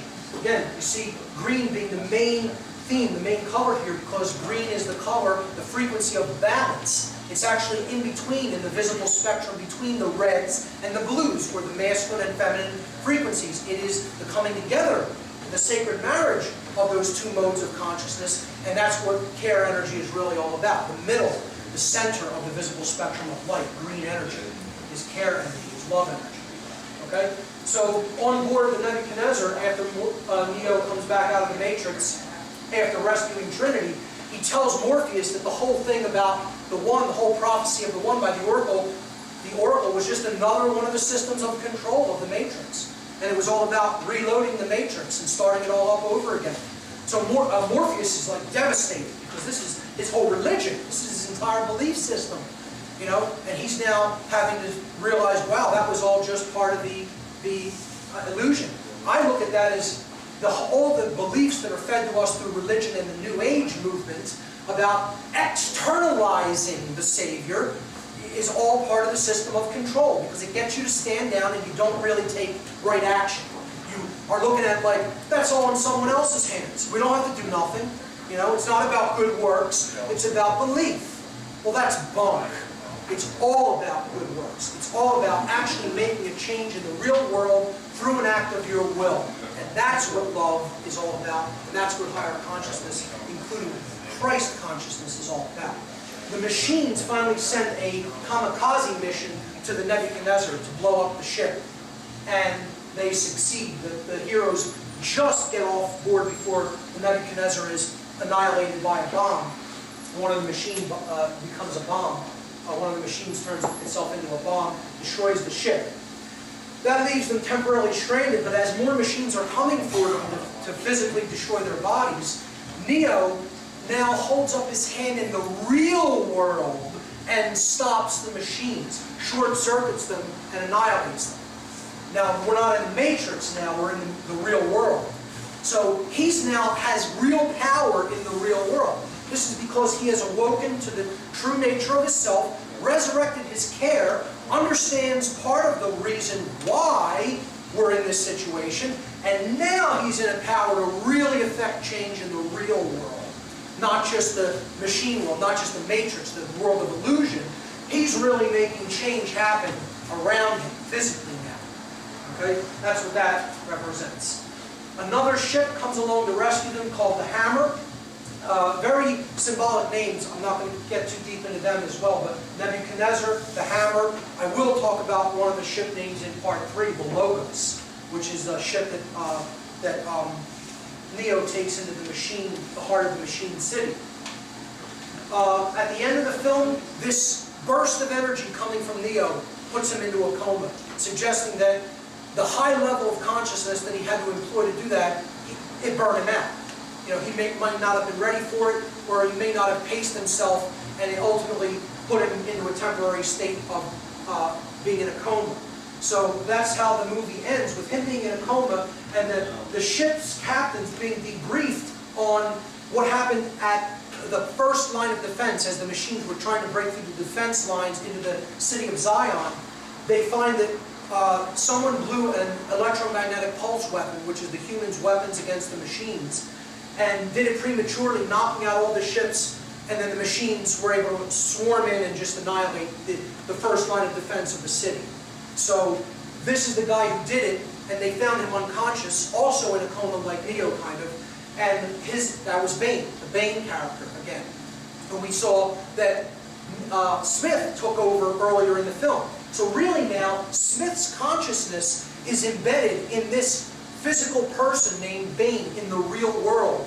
And the spirit of death and the virus of poison worldview and the poisoning of the heart and care is actually operating through this man, through his body in the real world. And he's actually right across from where Neo is at, in the other health bay on the ship. That's how the movie ends. It's a big cliffhanger to be continued.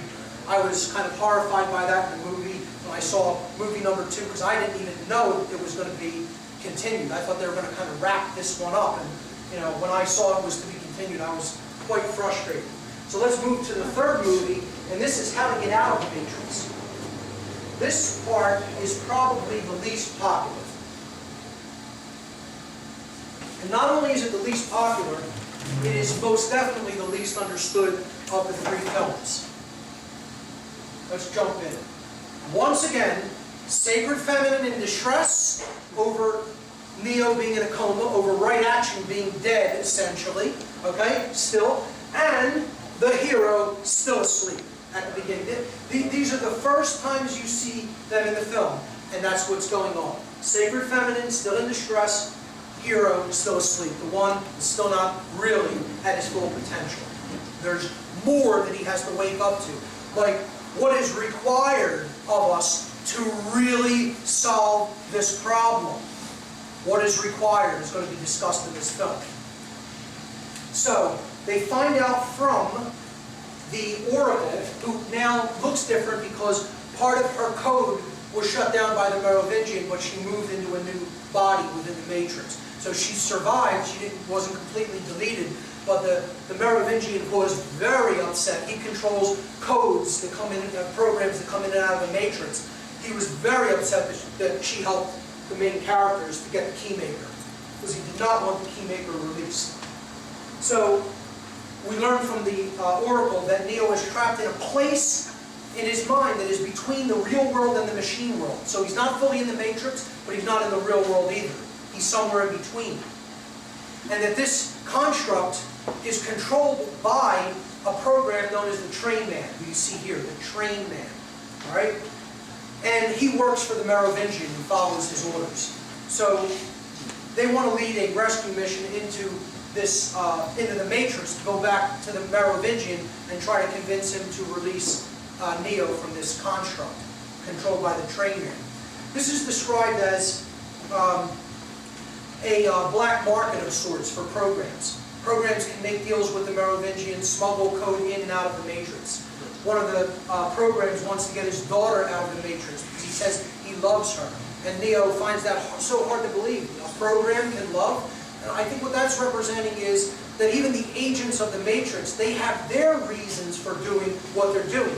These are ultimately justifications, but they say, well, I have a family, I have bills to pay, I need to continue to do this, someone needs to do it, I can make money doing it, and they believe that nonsense, that this has to continue, this control system, and basically it's showing that they have underlying motivational reasons that could even be related to love and attachment to people within their family and their circles. So finally, with the help of Seraph again, Morpheus and Trinity go into the Matrix to try to make a bargain with the Merovingian. Well, what happens is the Merovingian tells them he wants the eyes of the Oracle because he wants sight of the future. He wants to be all-knowing, which the controllers of this world want to do. They want to see things before it happens. They don't want to play the game of chess, honestly. They want to control every function of the board so that the game is already, they know the outcome of the game before it's even played. That's what a reptilian mindset is all about. It's not about, it doesn't want any surprises. It wants 100% knowledge so that their victory is assured. So what he's saying here is he wants the Oracle's eyes. He wants the knowledge of prophecy of the future, of what act everybody is going to make so he can come out on top. And Trinity finally holds a gun to his head saying, we can all go out here. I'm ready to die. I'll take you out. You can kill all of us. But, I don't really care. So she's saying, I'm willing to lay my life down. And the Merovingian finally does capitulate and releases Neo from the Train Man. Neo then, before they leave the Matrix, wants to go back and see the Oracle. And this conversation is very important to the plot. The Oracle says to Neo, she tells him that the architect told him what he told him because he is incapable of seeing past any choices. Because he doesn't understand choice. He is robotic consciousness. He's machine consciousness. He's left brain only consciousness that is divorced from any right brain intuition. So he doesn't have holistic intelligence. He can't really see the big patterns, the heuristic patterns. He can't see the forest for the trees. He can't even see the choices that are really right before him because he doesn't really understand choice or free will. He is totally deterministic. Okay? He's a machine mind. That's how a machine thinks. He says to him, choices are all variables in an equation. One at a time, linearly. A variable must be solved and countered, and that's how the left brain thinks. He says that's his purpose, to balance the equation, to make sense of reality and order and, make constructs out of things. Okay? And Neo says, what's your purpose? And she says to unbalance it, because she's the right brain aspect. She's the chaotic aspect. She's the intuitive aspect. She's the part that thinks heuristically and big picture thinking. All right? She can see intuitively into the future. She's non-linear time-based thinking, not time-bound awareness. So her purpose is to unbalance that left brain side, to bring balance to it, in other words. The Oracle then says, I see the end coming, the darkness spreading. I see death. And she's referring to Smith, this spreading of this virus within the entire world, within the matrix. She says, you are all that stands in his way. Very soon he's going to have the power to destroy this world. But I believe he won't stop there. He can't. He won't stop until there's nothing left. Okay, so the desire to control death, the destruction of the heart energy, doesn't want to stop. This darkness wants to infest everything until it has consumed everything. And Neo says, what is he? Referring to Smith. And she says, he is your opposite, your negative. Because Neo represents light and the will for freedom. And Smith represents death, decay, entropy, darkness, and the will to enslave. Okay? So she says, he is the result of the equation trying to balance itself out. So Smith finally comes into the Oracle and assimilates her, gaining her eyes. So now death, entropy, decay, actually has the vision and the foresight that it needs to move forward to really infest everything. So since we're talking about what these different programs within the matrix represent, I wrote down, this chart that breaks it all down. The architect of the matrix is the human ego, run amok, totally gone out of control, not checked whatsoever. And that's what's putting us deeper and deeper into the control system. He is left brain dominance, pure left brain, as I've been talking about. He is also the R complex, because when we're in a left brain form of imbalance, the executive command functions all get shunted and get rooted within the R complex, which is our base brain, our reptile mind. And that's why controllers all act like reptiles. It's all about me, what I can get, what I can hoard, and screw everybody else. Okay? It's about the desire for control. That's the architect of the matrix. That's what got us into this mess. It is the deterministic aspect of creation. I would say it's the deterministic aspect of thinking, really. All right? It's determinism is what the architect represents. No wavering, no free will, no choice. Hard-lined approach. Okay? The oracle represents the human intuition. She is right brain dominance. So you could look at that as New Age beliefs that don't include the negative or are way outside time-bound awareness. But there's not really balance there either. Okay? She could be interpreted as the midbrain or the limbic brain, the limbic system. She represents prophecies, seers, New Age belief systems. And she is the randomness aspect, the non-linear, non-time-bound aspect of ourselves, our mind. The Merovingian, again, he represents the dark occultist, the satanic aspect within creation. The opposer. Don't look at this as just a mythical character here. We're talking about the force that divides us from within ourselves. Satan in the original Hebrew language means the adversary, the one who opposes, the one who divides. It's divisive consciousness. It's me first only consciousness. Carnality and base desires being all you care about. You want to feed the beast. Okay? It's manipulation and deception to get what you want. That's what he represents. So the dark occultist, the quote Illuminati, the dark Illuminati, the powers that be in our world. Smith, of course, represents fear and death, spreading everywhere like a plague, like a virus, like a black cancer that infests the heart. He is poisoning, sickness, disease. That's why he goes into Bane. Bane means poison. It means the agent of death. He's a virus that is infecting us. He is darkness, decay, entropy, the breakdown. Ultimately, at a grand scale, he's cataclysm, being driven by imbalanced consciousness. All right? Those are the programs within the matrix. So, finally, the captains are discussing their strategy because they're kind of stranded outside the city of Zion. They're trying to get back in so that they can help the war effort because the machines are rapidly approaching. And in the middle of them making plans, all very, left brain, what are we going to do type plans, Neo barges into the room and says, I know what I have to do. Okay, here's what he says. He says,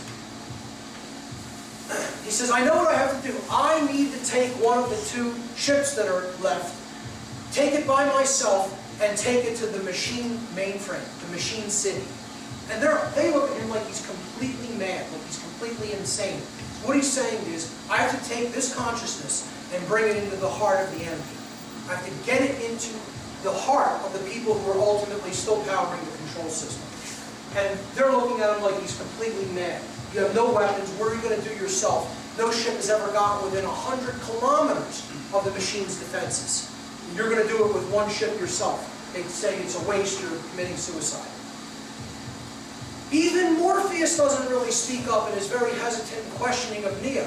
Finally, Morpheus's old girlfriend, Niobe, one of the captains as well, says, you can have my ship. And when Morpheus says, why are you doing that? You've never believed in the prophecy of the One. She says, I still don't. I believe in him. I believe in Neo.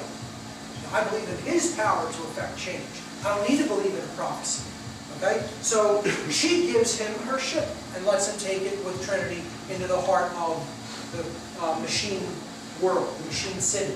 Meanwhile, on the other ship, Bane woke from his coma and killed the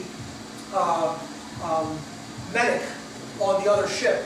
And he now goes onto the ship and hides there, the ship that Neo and Trinity are going to take to the machine mainframe. He's going to try to stop them, of course. Okay? And that ship is called the Logos, which we'll get to in a moment. So Bane is now on board the Logos, and he's holding Trinity captive. Again, he represents Smith, which represents death and the destruction of care, and he's holding the sacred feminine captive. All right?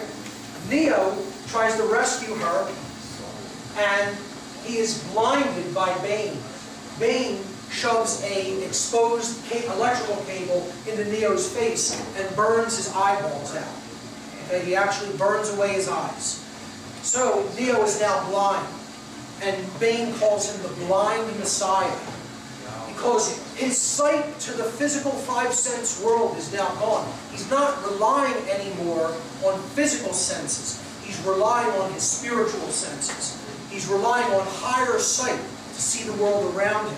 And he's not just looking at things from a 5-sense perspective. Now, just like he could see the code within the matrix with a higher form of consciousness, he could see the things that are going on in the real world, just as they are. So he sees this, demon consciousness in Bane, which is Smith, inhabiting him. It's death inhabiting him. And he finally does dispatch Bane. And they continue on their way to the machine city. Meanwhile, on Zion, the troops are prepared to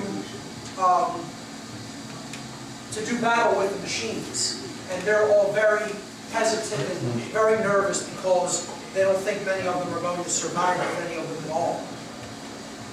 So,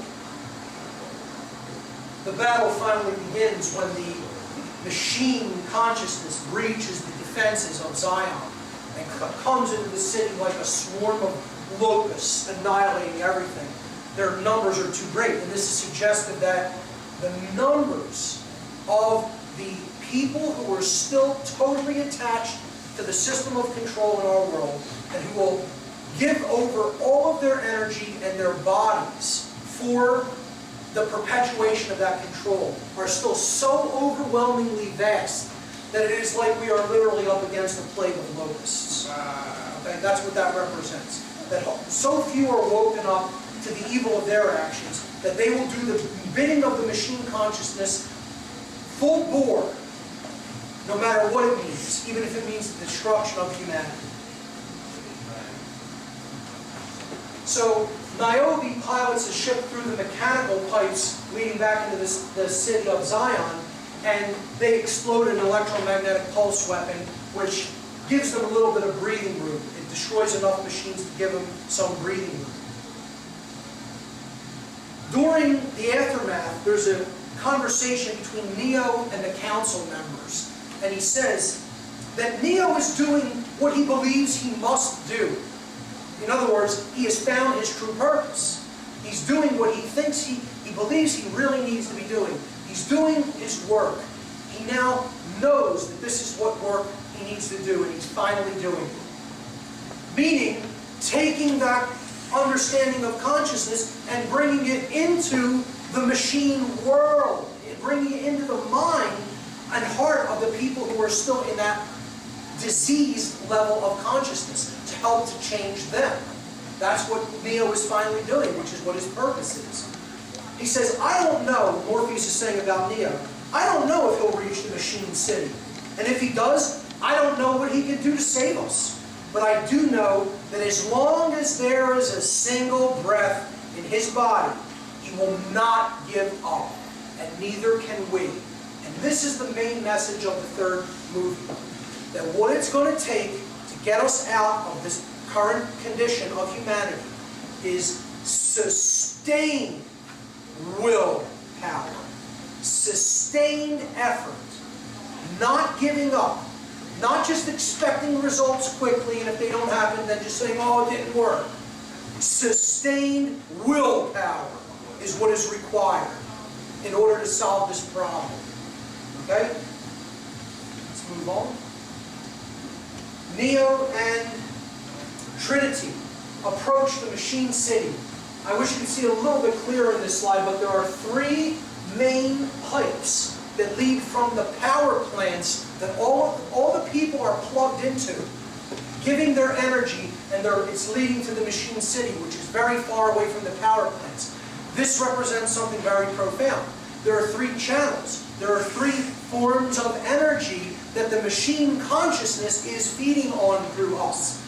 And that is our thoughts, our emotions, and our actions. They feed on mental energy, us giving our thoughts over to their way of thinking and their worldview. Our emotions, they want to wire our emotions up into a ball and have us pump out all negative energy so they can feed on that. And our actions. We give our physical energy over to the machine world, okay, to the control system.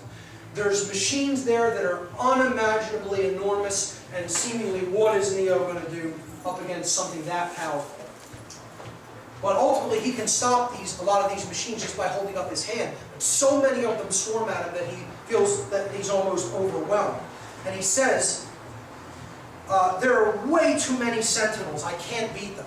So even with his level of consciousness, there's so many people attached and plugged into this control system, I don't know how we're going to beat them. Finally, he says, we can't beat them head on, so go up, go over them. And this is, again, representative of this concept that's brought out as a motif, going up. They go up into the clouds, above the dark energy. So this is rising up to a higher level of consciousness, and in doing so, you're going over that low consciousness. You are transcending it, and you could actually, work with it from that higher perspective to try to change what's going on down there. So he says, go up, go over them. The sky is the only way. I'm going to wrap it up fairly soon. The Logos then crashes on re-entry into the dark aspects of the atmosphere. This is very symbolic. Logos is a Greek word that means word. The word. Okay? Now, what did we say the most powerful word was? Ultimately, the lost word is no. And that's what this ship represents. It represents saying no, crashing, saying no, failing. Well, not enough of us say no to the control system, then the word has crashed. The word has been blown apart because we're not saying no, the most powerful word. And that represents the death of care, because Trinity dies when the Logos crashes. So ultimately, not saying no, The refusal to disengage from the desire to control is the death of the heart. That's what this is saying, symbolically, allegorically. That's when she dies, when finally the word crashes. Neo says goodbye to Trinity, and now there's only one recourse. Because saying no has failed, now a sacrifice is required. So this is what's going to happen if we don't say no. That a sacrifice is going to be required, as it once was before, and I would suggest was many times before, but it's going to be required again. We don't want to have that eventuality happen. We're trying to avert that, ultimately, by going up over them, okay? Going to the sky and changing consciousness. But if it has to be done through a sacrifice, then it will be, and a small portion will fight for the whole. So, Neo says to Deus ex machina, which is the God out of the machine, which is what this big machine is, the hive mind of the machine world. That's what it represents. You know, the totally diseased consciousness of the intellect divorced from care and wisdom and out of control and ultimately trying to dominate everything.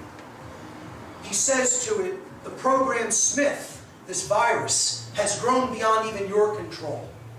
In other words, death is going to destroy everything.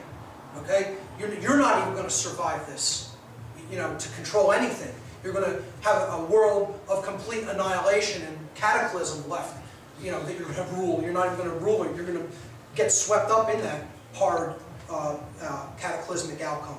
He says, Smith has grown beyond your control, and soon he will even spread through this city as he has spread through the Matrix. You can't stop him, but I can.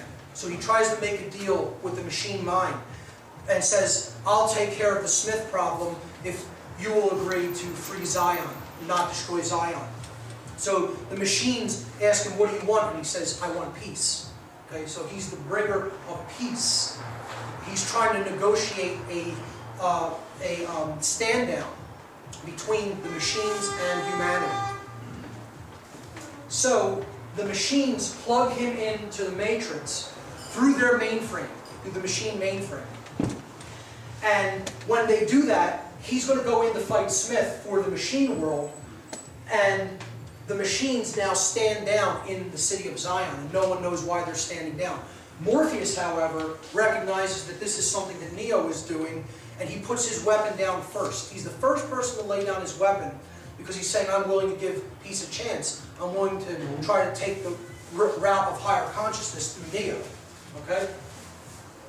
So Neo goes into the Matrix to fight Smith. All the other Smiths line up to watch it, because the one Smith who he's going to fight says, I have the eyes of the Oracle. I know everything. I know how this is going to turn out. Which is very arrogant of him, because he doesn't see, he doesn't really recognize that Neo's plugged into the machine mainframe. So the machines, the mainframe have access to this virus now. What does Smith do? He assimilates people. He goes into them, becomes them. They become him, I should say. Okay? So ultimately, in this fight, what Neo's going to allow to happen is Smith to go into him so that the machines can locate the virus and eradicate it. All right? And in the middle of the fight, when it's looking totally hopeless for Neo, and Smith drives him from the sky like a meteor, like a comet, into the earth, and opens up a huge crater and a big blast of energy, Neo still gets up. He still gets up for more punishment. And Smith asks him, why? Why get up? Why keep on fighting? You can't win. You can't possibly win. What you're doing is pointless. It is pointless to keep fighting. Why do you persist? And the response that Neo gives is because I choose to. Free will. Sustained willpower. It doesn't matter if the actual physical change isn't even going to be seen in your lifetime. I don't care about that. I'm going to continue fighting evil regardless of what happens, because I choose to, because it's the right thing, and that's what I'm going to spend my energy doing. The end. And it doesn't matter if one single other individual lifts a finger. I'll do that until I can't draw breath. Now, that's how we're going to get out of the Matrix. come up to that level of awareness and consciousness and willpower, and then we'll have a chance. And probably not a minute before. So that's the answer of how to get out of the matrix. It may require sacrifice, even giving everything you have. Then we'll have a chance. So, finally, he allows Smith to absorb him, go into him. And in doing so, since he is still connected to the machine mainframe, now through this act of sacrifice, the machines can locate Smith and exterminate his program. And that's what they do. He is blown up in another shower of immense white light. But this time, when he blows up, all of them blow up, all of the copies. And it blows up in the shape of a cross. Because this is about sacrifice. This is about completely giving of oneself in a messianic act. Okay? An act of willingness to save others. So this brings us to what is the actual character's name in the Matrix world mean. Anderson. Ander. Man. Son. The Son of Man. He is the Christ figure. He is the Savior figure. The Messianic figure. And when he dies in the Matrix, they show a cross right on his chest, and he's in a shower of golden light. Because he's the Christ consciousness. Neo is the embodiment of Christ consciousness and the willingness to give everything to create a change in the world. That's what he is. And you see the final position that his body ends up with in the machine world, in a position of crucifixion. So that is what Anderson ultimately represents symbolically. In doing this, the machines broker a peace between them and the humans, and the war ends. The war between the machine consciousness and humanity is over. This is announced to the people of Zion. They rejoice that the war is finally over and they can move on with their lives. The final scene is between a conversation between the Oracle program, who now comes back into the Matrix. She is resurrected as well, after having been absorbed by Smith, and the architect. And the Oracle character says to the architect, well, the people of Zion are free, but what about the others?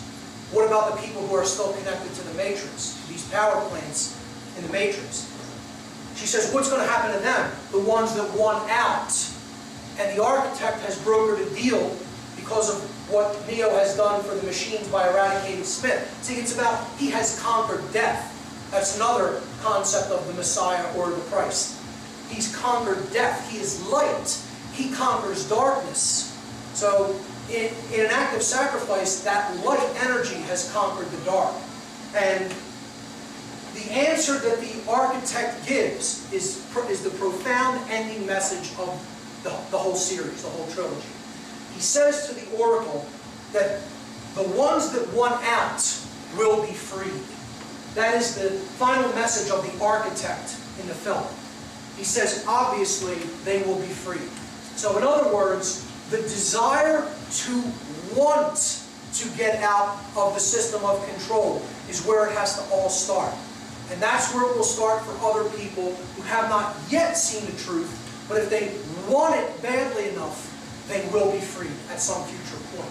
And that's the message of hope that the trilogy concludes with.